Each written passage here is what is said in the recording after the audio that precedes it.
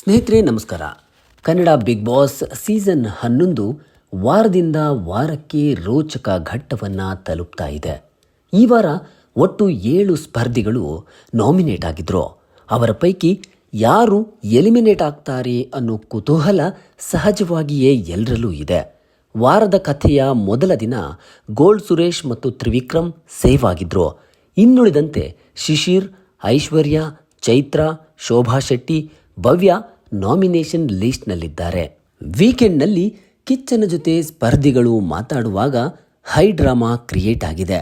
ಇವತ್ತು big boss ಮನೆಯಿಂದ ಯಾರು ಎಲಿಮಿನೇಟ್ ಆಗ್ತಾರೆ ಅನ್ನೋದಕ್ಕೆ ಉತ್ತರ ಸಿಗಲಿದೆ. ಹಾಗಿದ್ರೆ ಇವತ್ತು ಮನೆಯಿಂದ ಹೊರ ಹೋಗೋರು ಯಾರು ಅಂತ ನೋಡೋದಾದ್ರೆ, ಕಿಚ್ಚ ನಿನ್ನೆ ಸುರೇಶ್ ಮತ್ತು ತ್ರಿವಿಕ್ರಮ್ನ ಸೇವ್ ಮಾಡಿದ್ದಾರೆ.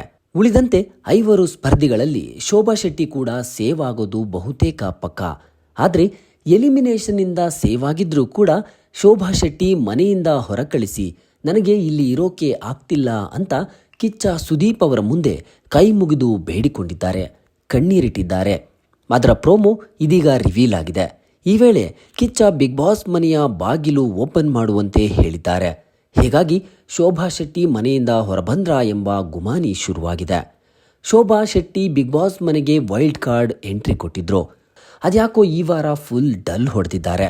ಮನೆಯಲ್ಲೂ ಎಲ್ಲೂ ಹೆಚ್ಚಾಗಿ ಕಾಣಿಸಿಕೊಂಡಿಲ್ಲ.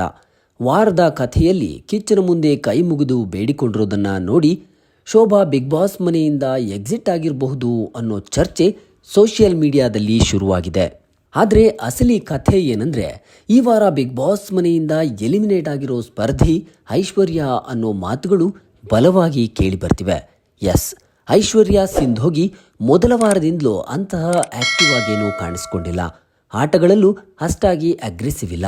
ಈ ವಾರ ನಾಮಿನೇಟ್ ಆಗಿರೋ ಸ್ಪರ್ಧಿಗಳ ಲಿಸ್ಟ್ನಲ್ಲಿ ಅತ್ಯಂತ ವೀಕೆಸ್ಟ್ ಕಂಟೆಸ್ಟೆಂಟ್ ಆಗಿರೋದ್ರಿಂದ ಐಶ್ವರ್ಯ ಅವರ ಬಿಗ್ ಬಾಸ್ ಮನೆಯ ಜರ್ನಿ ಈ ವಾರ ಅಂತ್ಯವಾಗುತ್ತೆ ಅನ್ನೋದು ಪಕ್ಕಾ ಆಗಿದೆ.